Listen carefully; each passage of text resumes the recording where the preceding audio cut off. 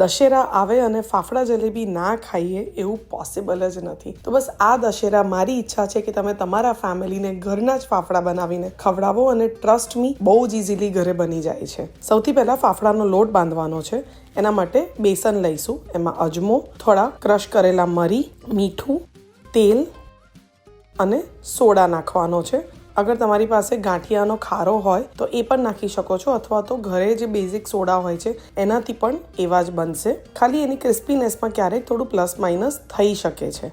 Normal સોડાથી ફાફડાને તમારે ધીમા તેલ પર થોડી વધારે વાર તળવા પડશે, જેથી કરીને એ ક્રિસ્પી થશે. અને જે ફાફડા માટેનો જે સ્પેશિયલ ખારો આવે છે એ અગર એડ કરશો તો 2 જ મિનિટમાં ગરમ તેલમાં નાખતા જ ફાફડા જે છે એકદમ વધારે ક્રિસ્પી થઈ જશે. હવે આનો એકદમ સોફ્ટ લોટ બંધાઈ ગયો છે. હવે એની નાની નાની લોહી લઈને અને બહુ જ ઇઝીલી ફાફડાને તમે સ્પ્રેડ કરી શકો છો.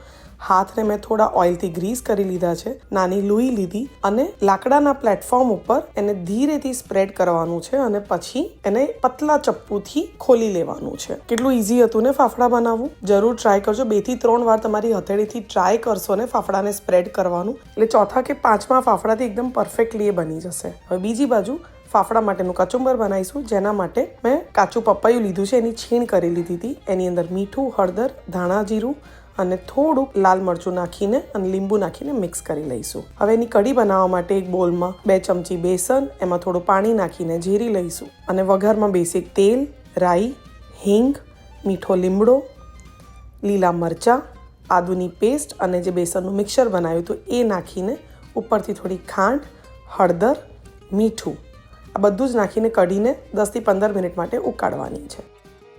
તો બસ કઢી બી તૈયાર છે, ફાફડા બી તૈયાર છે અને કચુંબર બી તૈયાર છે. તળેલા મરચાં સાથે આ ફાફડાને તમે એન્જોય કરો, અને આ દશેરા પર ફાફડા ઘરે જ બનાવજો. તો આજે જ તૈયારી કરવી પડશે ને ફાફડા ઘરે બનાવવાની, અને મને કહેજો કમેન્ટ બોક્સમાં કે તમારા ઘરે ફાફડા કેવા બન્યા હતા. એન્જોય.